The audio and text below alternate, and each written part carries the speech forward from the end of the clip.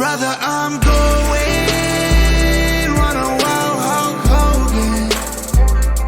If all I get's a moment, I'll make sure it's an explosion. Cause lately I've been seeing stars, trying to kick out on this chokehold. But it's no holds barred, middle fingers like I'm Stone Cold. What is up, ladies and gentlemen? I'm back. It's WeTooDeep with a special, sort of planned episode of the Slapping Me Wrestling podcast. For the audio listeners, you're gonna be like, "What? 2 episodes of just WeTooDeep this week?" Yeah. And for my video guys, from the guys who watch on YouTube, which I thoroughly want to press everyone, even if you mainly listen to the show on audio, whether that be Apple Podcasts or Spotify, we appreciate that here. I want to press you guys, at least go and subscribe to and on a weekly basis like the videos on YouTube. Again, that helps the algorithm. Speaking of YouTube, we have surpassed the 100 subscriber mark, which for a small podcast like this, that's big. The first 100 subscribers is big.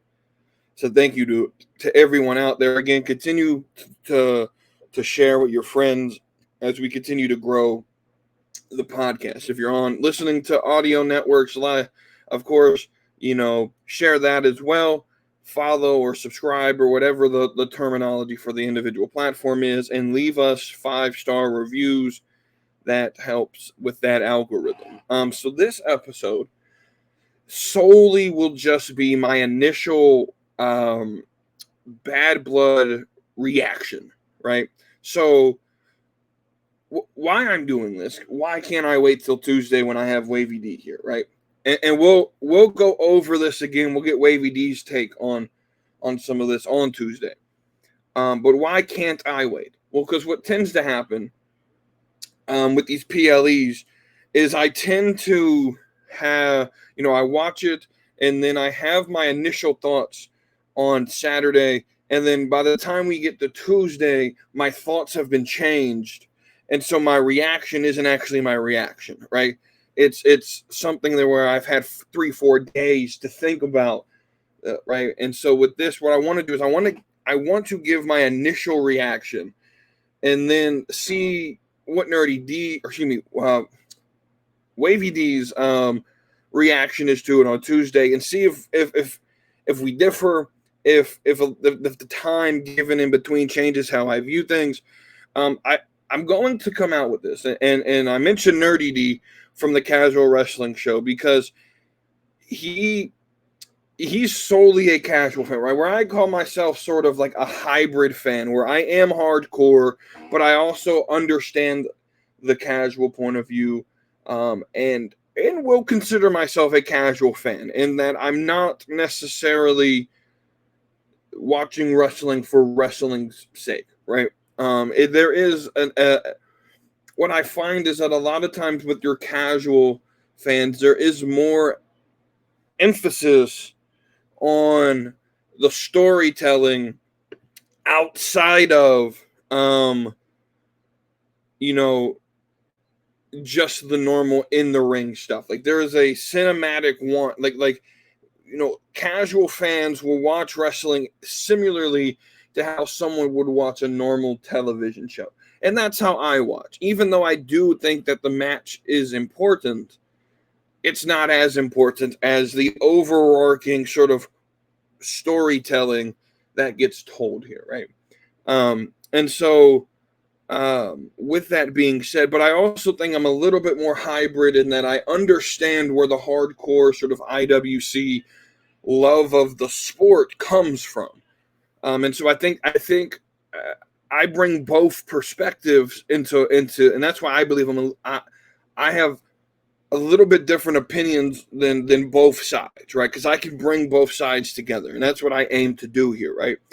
And so, Nerdy D and the rest of the Casual Wrestling Discord came to this agreement for the most part that last night may have been the best PLE of the year, and quite honestly, probably the best PLE maybe of the last decade is what we're getting at here. What I'm getting from how they reacted to it, and this may be hyperbolic, and I agree with this initial reaction. That PLE breaks a 1 to 10 scale. That's an 11. That's a 12 out of 10, right? And Nerdy D was looking for a word last night because he has like a casual wrestling chart, and like a 1 is just awful. 2 is I don't remember all of the words that he uses, right? 7, I think, is great. Perfect is 10. Like, so what's bigger than perfect? Like, what's a 12 out of 10? What's the word? And my word for this is that PLE was generational.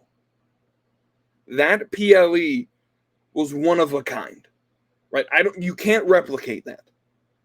And it may be hyperbolic, right? But every single segment, every single match in that PLE did what it was supposed to do, right? So we're going to go through each match here, right?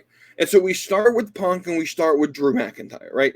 CM Punk, Drew McIntyre, Hell in a Cell, and we have expectations, and I don't think any of us thought the match would be the way that it was. I think we figured it would be bloodied, bloody stuff, right? This match, though, told a story and culminated an entire year's worth of storytelling.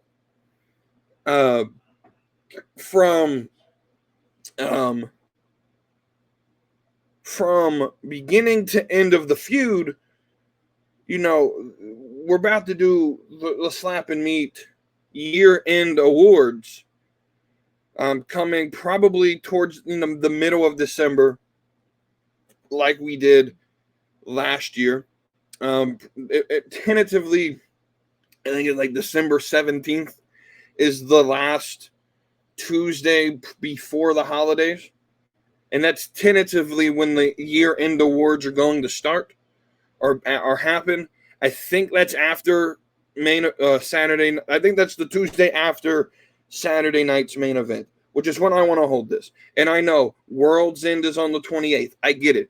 I'm not going to sit here and wait for Tony Khan to put on an end of the year show on the 28th of each year.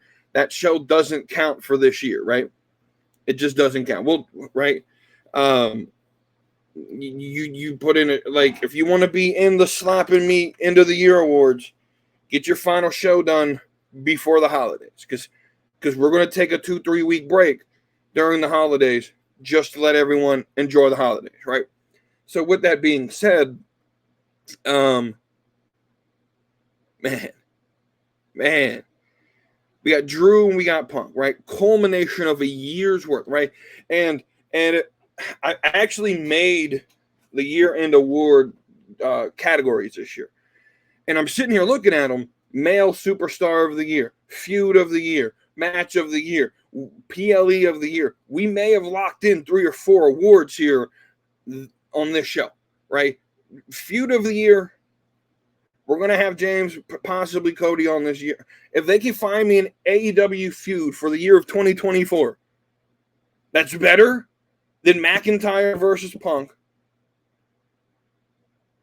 I don't know what it's going to be. I just don't know what it's going to be, right? Going into this, expect a lot of Drew and McIntyre in my year-end recap, right? Because this has been, they locked up Feud of the Year. They locked up Feud of the Year. I can't think of anything better in any company. I just can't, right?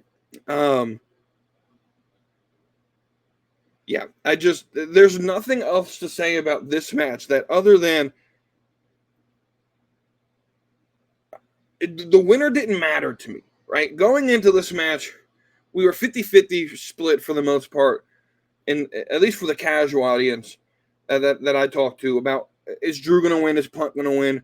What's next for both of these guys? I don't think that matters. I don't think that mattered going into this. What mattered is CM Punk had to come out of it on top. Here's why I say that. I picked Punk to win this match. here's why I believe Punk had to win this match. This was his first major feud. And Drew's been the aggressor the entire time. Right? So the whole story is Punk comes back last November and it pisses off Drew McIntyre to where Drew McIntyre said, I'm going to hurt you at Rumble, your first match back. I prayed for this to happen, stuff, right? I'm going to bring your family. I'm going to get them involved. I'm going to make it personal, right? I'm going to attack you. I'm going to play the victim and act like you're the bad guy here, CM Punk. Right? And so this is your classical good guy, bad guy story, just a little bit twisted, right? And that Drew McIntyre tried to play the victim and said that CM Punk was the bad guy. CM Punk is a danger to the business. CM Punk's going to ruin the company. CM Punk keeps me from winning the world title. And in doing so, you brought out a CM Punk that was willing to go to lengths to prove, no, Drew, you're the bad guy. You made it personal. You brought this upon yourself. You gave me a reason to fight by bringing my family involved in this, right? You had made this personal. You deserve what you're going to get, Drew, right? And so you have Punk. What's next for him? What's next for him? I think both of them take some time off. I think McIntyre's winning the Royal Rumble. I think ultimately leading him to win and get the big world championship pop at WrestleMania. So initially, because this changes the way I book things, right? So initially my thought was Braun Breaker's winning the title heading into Netflix, and McIntyre versus Braun Breaker may be the Netflix match. And that may work because Braun Breaker's sort of turning into a babyface character. So that's my thinking. My thinking is Braun Breaker will become champion going into the Netflix deal. But see, I don't want Braun Breaker to immediately win the title.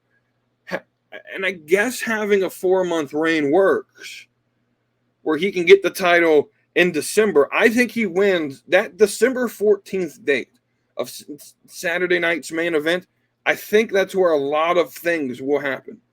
I think they're going to close the year out at that event with a very interesting, they're going to close it out. They're getting ready for Netflix, right? That first Netflix show is going to be super important. And I think they're going to start that. They're building towards what Netflix is going to be. And we're going to end the year December 14th in preparation for starting the year on Netflix, right? And Triple H has already started. We know this. If you've watched the documentary, he had last WrestleMania 90% booked going into, coming out of the month of October. I told you guys he's going to book it the same way. He booked 6 months in advance. So WrestleMania, right? He booked from SummerSlam from WrestleMania to SummerSlam, from SummerSlam to WrestleMania, right? And he books that amount of time in advance, right? He understands that there's realistically there's 3 big events: Rumble, Mania, and SummerSlam, right? And so he goes from Rumble to Mania. That's about a 3-month gap that he can book through, right? From Mania to SummerSlam, you're talking May, June, July, and typically SummerSlam's end of August. So you talk about a 4-month gap there, right? Or excuse me, SummerSlam's typically beginning of August. So you're talking May, June, July, and maybe a week or 2 in August. So about a 3.5-month gap between Mania and SummerSlam. And then you get SummerSlam through to Royal Rumble again, which is, September, October, November, December, and January. It's about a 5-month gap from SummerSlam to Royal Rumble, where most of what happens in between there, not necessarily important, right? Or not that I'm saying it's not important, but my point is he books 5 months, 4 months in advance, right? He's booking main roster like how he booked TakeOver, because TakeOver, you had about 3 TakeOver events a year, right? So you went about 4 months in between TakeOvers. And he was able to book from TakeOver to TakeOver, and the week to week's kind of if he can get that week to week to where we have the same level of excitement after our Raws we do after our Bad Blood, Triple H has got this, man. But that's just the first match. And I think this was match of the night. I think this was match of the year. I think this is match of the decade. And I've been watching for exactly a decade. 10 years. 10 years that I've been watching wrestling for.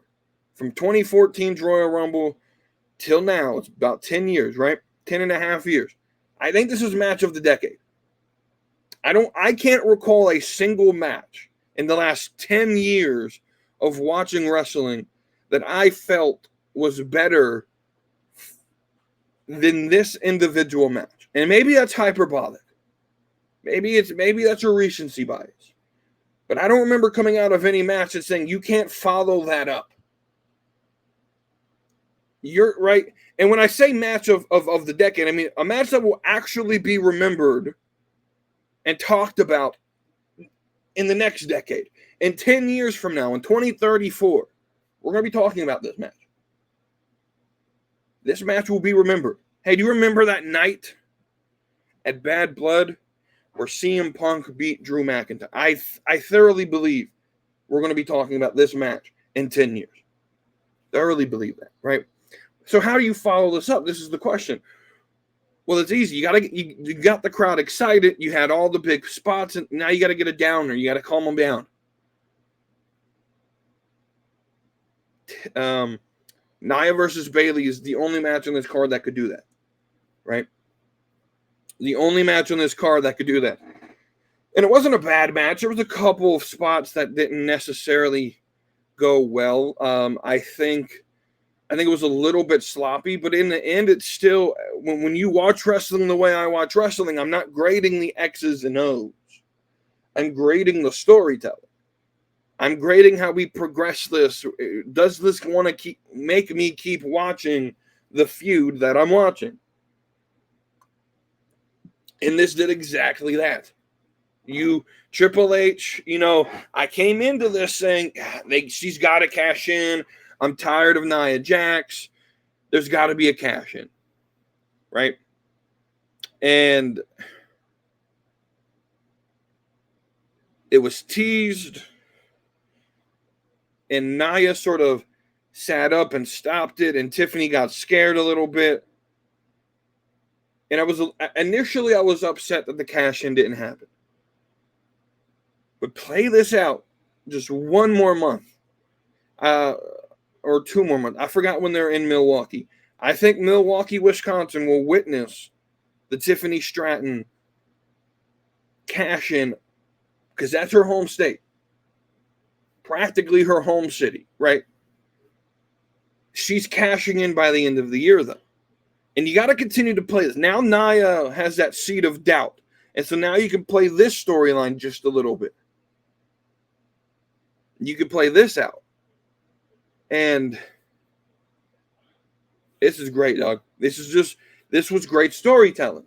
It wasn't the best match. The X's and O's weren't there necessarily. But in terms of storytelling, you got something to get me at least to Saudi Arabia. I highly doubt any of these two are in Saudi. I don't imagine Nia Jax will be defending her title in Saudi, though she may be the one they tab, because I don't necessarily think we'll get Rhea Liv there either. Typically what Triple H likes to do in his booking is there's 5 matches. You get one of the women's, one of the men's world titles, You get, and obviously we're not getting Cody we're not getting a world title match at Saudi. We're getting world champion versus world champion because of the announcement that was made that there's going to be the crown jewel champion. That's sort of a 1 year, so technically you're like, so think of it this way. It's sort of like the Super Bowl. Kara in the casual Discord stated this, right? It's like the Super Bowl. And this is the perfect way to explain it, or similarly to like the Stanley Cup, right? Where if you're a hockey fan, right? Where you play all year long, you get to this one big event, and the Super Bowl makes probably a better comparison because it's not like a best of 7 series to win like the Stanley Cup is. But you think about it, you have your best champion on Raw, your best champion on SmackDown. They meet in November, and the winner of that match then gets, right? So now there's a purpose of being world champion. And now it makes Saudi feel like a big time show, right? It makes Crown Jewel that big event rather than just, oh, this is where they bring in the old timers. Now they're bringing in old timers. It's the reason The Rock and Goldberg both showed back up, right? And we're not for certain that Goldberg's going to be there at the show, but I'm pretty damn certain. We got a match tomorrow night. I'm recording this on Sunday. We got a match tomorrow night on Monday Night Raw between Sami Zayn and Gunther for the title. Obviously, Goldberg's getting involved. Sami Zayn is winning the championship. Sami Zayn will be your world heavyweight champion. And as much as I'm not excited for that at all, because I don't think it's transitional, fully transitional. It does 2 things. 1, Gunther's championship not working out with the fans the way Triple H probably thought it was going to. He's not connecting with the fans. When you're that world champion, it's different than being IC champion, right? You could be an IC champion for 666 days and not really connect with the fans as much. But when you're the head guy, when you're the big guy, right? And I don't necessarily like that they went the Sami Zayn method, because having Sami beat Gunther twice for 2 different titles in the same year is quite a thing, but it does 2 things. So it takes the belt off of Gunther because of Goldberg. Goldberg's going to interfere in some way, shape, or form, right? Because of Goldberg. That sets up a bigger match at Saudi, where Saudi gets Goldberg and he gets the spear on Gunther, and Gunther can beat Goldberg and maybe reset this thing. But it also allows for Braun Breaker to come in, and this is where it gets a little cloudy with that heel face thing, is that Braun Breaker and Sami Zayn are both leaning towards being baby faces. So how does Braun Breaker step in? Is Braun Breaker the next guy? Is it like an open challenge that Sami Zayn issues that has Braun Breaker win at Saturday night's main event? How does Braun Breaker get into the title picture if he's not facing the bad guy, right? But I think Braun Breaker it's easier for him to beat Sami Zayn because that's it, right? So this whole story sort of plays out where like Gunther's IC champion, Sami beats him, Braun Breaker beats Sami for IC title, right? Well, then Gunther wins world title, Sami beats him, right? And so I'm not a big fan of that optic. But I think it's the best play going into Netflix. I do. I think it's the best play going into the Netflix era. Where, right? But I'm also thinking of it this way. What if Gunther does get speared by Goldberg and Goldberg interferes and it's a DQ? Right?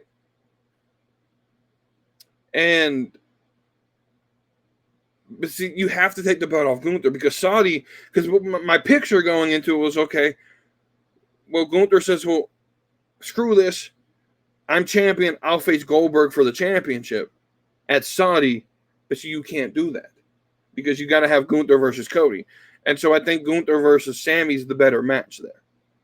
Probably. I don't know. I also feel this whole thing sort of Cody's been removed from the story, and we'll talk about that in a minute. But Yeah, so that's the first two matches, right? We then get Finn and Damian, which from an X's and O perspective, solid match. But from a storyline perspective, what a match this was. This expands on this, we were brothers, right? This is that we were brothers and now we're butting heads, right? Type story, right? There was a little bit of everything for everybody.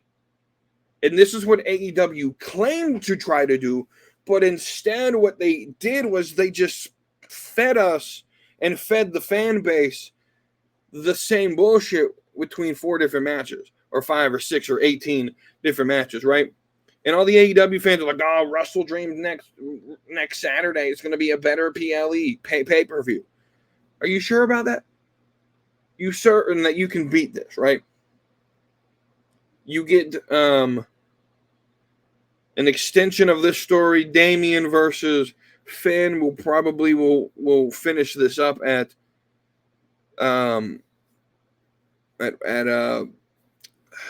Survivor Series. Rhea versus Liv for the championship. Rhea came out and she looked badass. Her gear was badass. That's great. Here's the thing with Rhea, right? We do this thing on the Casual Wrestling Show when Nerdy D does this thing, Baddie of the Night, and Wavy D for the most part helps pick the people we vote on, and then we vote as a community, right? And Rhea's typically not involved in a lot of this. Rhea doesn't typically win. And here's my thing with Rhea. I think Rhea's beautiful. Rhea Ripley is absolutely beautiful. Absolutely. Right? Until she gets into character. When Rhea Ripley is just Demi Bennett, on Instagram at the beach or doing these photo shoots, and Rhea Ripley isn't wrestling in character, beautiful. Absolutely. The tattoos sort of throw me off a little bit, but I'm not anti-tattoo. What happens is she gets to a PLE and she gets to WWE's makeup department and they make her look like the lead singer of Motionless in White. I think his name's Chris Motion. I could be wrong. They make her look like that. And they she was like pale white in the face because of the makeup. The makeup's what throws me off. Because the rest of her was fine last night.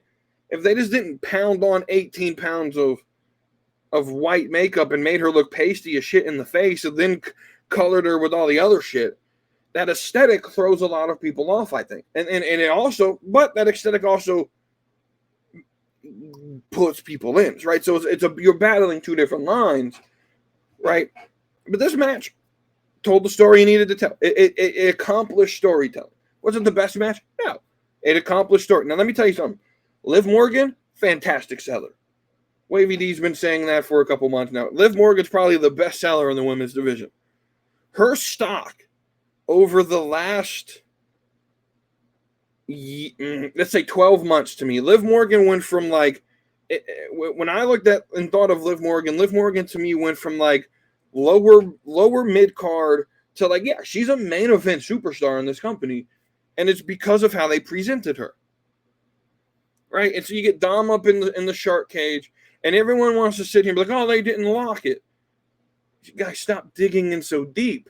Stop looking at the things, the small, minute details. Right? When Corey Graves says he picked the lock, just go with it, dude. Because that's what the story they're trying to produce. Should they have put a lock on there? Probably. But let's just go with it, right? He's in the air, he opens the door, he picked the lock, right? That's the story we're trying to tell, right? And then he's sitting up there watching Liv get beat up, right?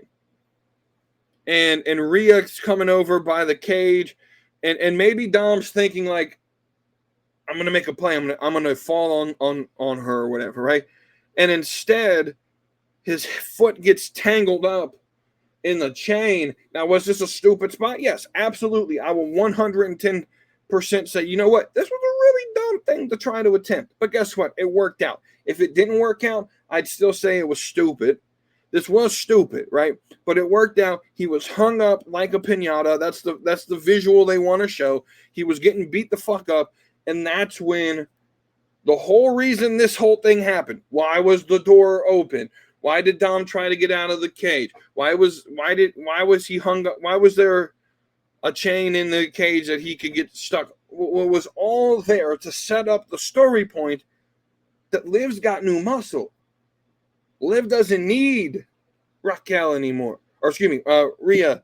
You know, Judgment Day doesn't need Rhea because we got Raquel. We got Raquel Rodriguez, who has history being tag team champions with Liv, who has history against Rhea, right? So it's all playing in a circular storytelling, right? And they're doing a very good job of bringing things that connect together and making things that are logically placed. Right, so was the match a 10 out of 10 for this match? No, but the storytelling was 10 out of 10. Right, so we're 4 matches in, and maybe Punk, this is why I say match of the night. Punk and Drew accomplished match of the night. But from storytelling perspective, we got like a 10 out of 10 there. We got like a 9 out of 10 in Rhea, and Bailey and Nia. We got, you know, an 8, 9 out of 10 storytelling from Finn and Damian. You get a 10 out of 10 here with Rhea and Liv. And then we get to our main event.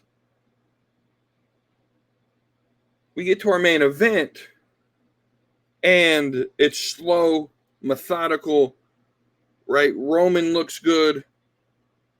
And Cody Rhodes is the champion. But I made this comment in the Discord that I was live watching the match. Right? I was live reacting to in the casual wrestling community Discord.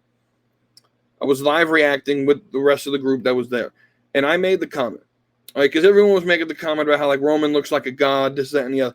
And I said, guys, Cody may be champion, but Roman's still the face of the company. It's obvious. There is a pecking order. That world champion prop may be around the waist of Cody Rhodes. But when Roman Reigns is on the TV screen, he is the top dog in the business. And I even made the comment here, and this again may be hyperbolic. When Roman Reigns is an active competitor, when he's on the show, WWE's just better. SmackDown is better. And I know we sit and we have this argument of who's the greatest of all time. And I don't like this because different eras have different representation of how wrestling is represented, right? So the Hogan era was different than the Flair era, which was different than the Attitude era with Austin and Rock, which is different than the current era we have now with Roman. I think we can lock in Roman Reigns as the greatest of all time. Y'all, that might be a hot take. Roman Reigns is the greatest professional wrestler of all time. From a sports entertainment aspect, from a wrestling aspect. Right? Bro fits in any generation of wrestler. You put Roman Reigns in the Attitude Era, he fits. You put Roman Reigns in a Hogan's era, he fits. You put Roman Reigns in Flair's era, the early 70s, I think he would fit. Because y'all understand, since at least 1930, the business has really been about storytelling. The business has always been character-based. Since about 1930, 1940. Right? And the technical stuff mattered, but when bookers realized in the 30s and 40s that the technical stuff didn't matter, and you created characters that drew people to pay money to watch your show, it's all pre-scripted, so the idea is to make good stories, and they will come and watch. When that began to sell, wrestling became less of a sport and more of a circus, more of an entertainment form. And when that really didn't click, And it took off in the 80s with wrestling getting on TV and McMahon expanding the TV presentation of wrestling, right? And so you put Roman Reigns in any era that's entertainment based, he's the greatest that's ever done it. He's the biggest draw I think we've ever possibly seen. I think he's better than Austin. I think he's better than Rock. He's had a longer career. He's, the 4 years that he just had at the top of the game as champion was essentially the same length of Rock's career before he went to Hollywood. Same with Austin. Right? Austin was really at the peak. Stone Cold Steve Austin really peaked 97, 98, 99, 2000, started going down around 01, right? So you're talking 4-5 years with Austin and Rock. Roman Reigns is better in that he has longer longevity. He's approaching 5 years of the same gimmick, of the same character, and changing and adapting all of that. Roman Reigns is the greatest pro wrestler, sports entertainer of all time. I'm just going to go ahead and make that claim. I'm going to stick by it. Roman Reigns is the GOAT. He's the greatest of all time. He's better than Cena. He's better than Flair. He's better than Hogan. He's better than Rock, and he's better than Austin. Name me someone better than Roman Reigns. You just can't. You just can't. I'm sorry. Right? So you get to this match, and Cody Rhodes is playing sidekick. Right? Cody Rhodes was playing sidekick in a story that's not about him. And so I'm glad WWE utilized Cody Rhodes as little as possible in this, because this is about the family. This is still family business here.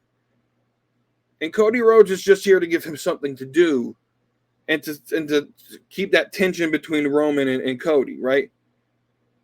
And just when you thought Solo was going to, and Jacob were going to win, the new bloodline, the Tongans come out, right? Just when you think that the numbers were against Roman and Cody, right? And they come out perfectly. The Tongans come out in a hoodie and sweatshirt and pants, and there's a third one, and we don't know who the fuck it is at the moment, but everyone assumes, oh, maybe they found a new member of the new bloodline. And then the guy super kicks the two Tongans. He takes it off. It's Jimmy Uso. Jimmy Uso was back. We have all been played by Rikishi. Jimmy Uso is there. And now we back. Because Jimmy's better than Jay. Let's just be honest. Jimmy's the better Uso. Right? Jay has the title now, and Jay has the singles run. But Jimmy's the guy who really, I respect Jimmy, man. He's loyal to his tribal chief.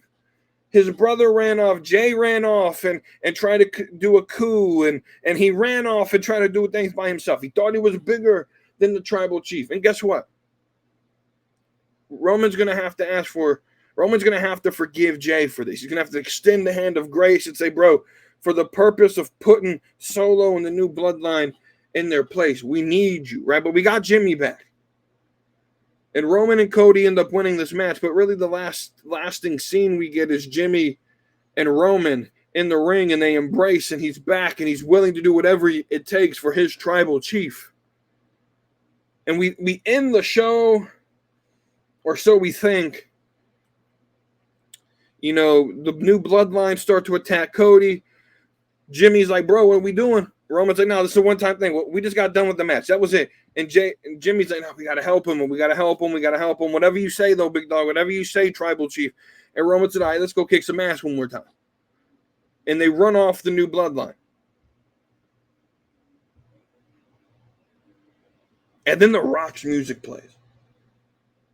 And The Rock stands on the stage. And he's staring down Cody and Roman and Jimmy. And he does the 1, 2, 3, and then like a slice at the throat. I don't know what this means, and I can't wait to hear what Rock's got to say. Right? And that's how we end the show. And we end the show with a 12 out of 10 PLE. A generational, once-in-a-lifetime PLE that I don't think WWE will be able to replicate.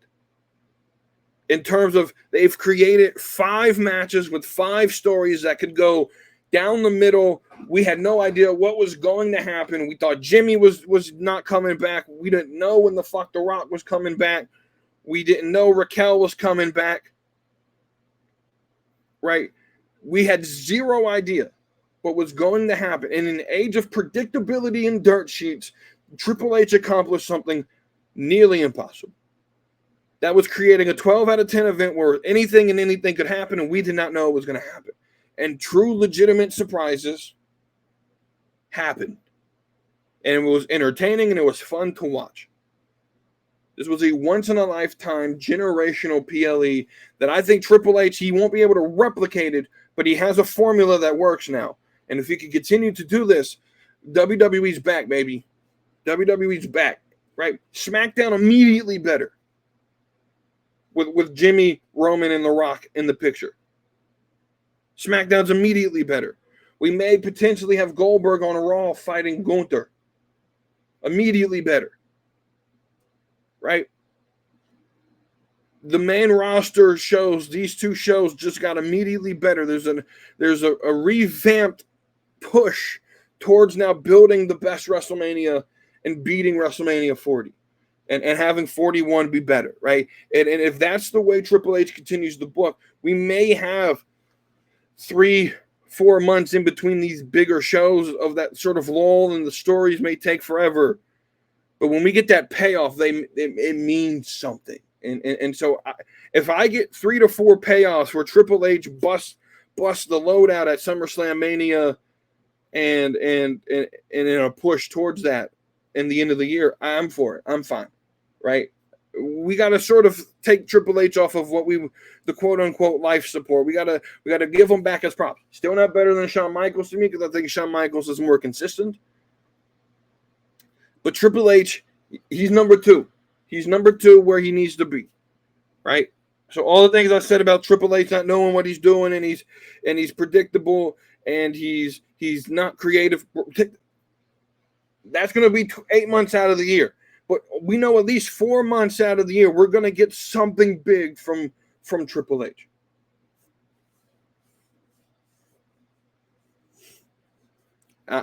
You can't convince me this isn't PLE of the year, right?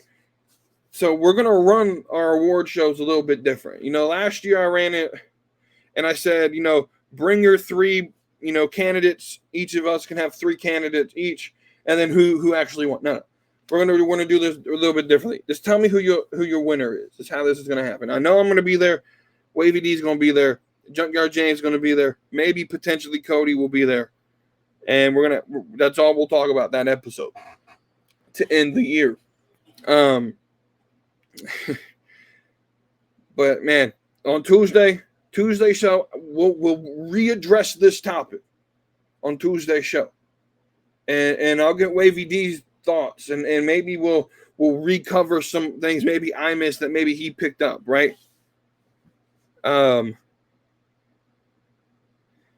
But I just had to get my initial thoughts out on this PLE.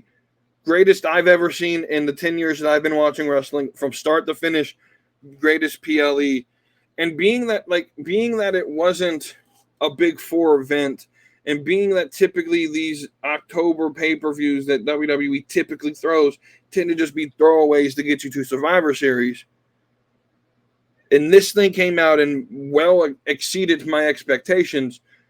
This thing is the greatest PLE of all time, with probably, or not of all time, but of the last decade, of the year, match of the year, probably superstar of the year here. Who knows? So much happened here. Great night. WWE did fantastic. And then we get to I'm watching the Nerdy D post show, and one of the commenters, Kevin Owens attacked Cody Rhodes. Well, this immediately takes Cody out of the storyline. Bloodline, and now it just becomes the Bloodline. Cody Rhodes can go face Kevin Owens. And that takes Cody out of that, but gives Cody Rhodes an actual heel competitor that feels like a dangerous threat, right? Perfect. Rock's cutting promos, leaving the arena, putting them on Instagram, basically stated, when I'm ready to tell you what I'm feeling, I'll tell you what I'm feeling, right? And so keeping us in suspense on when he may show up. Is he showing up? Bro, this Friday is here in Greenville, South Carolina. I can't afford to go. I wish I could. But if The Rock shows up, you don't understand, dog. You do not understand. I want to be at that event so bad. Right? But what a night. What a night. What a night. But that's all I got for you. Let me know what y'all think about Bad Blood. This is your special Sunday episode for you. Y'all enjoy the rest of your week, rest of your Sunday, and I'll see y'all on Tuesday. Me and Wavy D will be back with another episode of the Slap and Meat Wrestling Podcast. Brother, I'm going, run a wild Hulk Hogan. If I like get some moment, I'll make sure it's an explosion. Cause lately I've been seeing stars, trying to kick out on this choke cord. But it's no hope.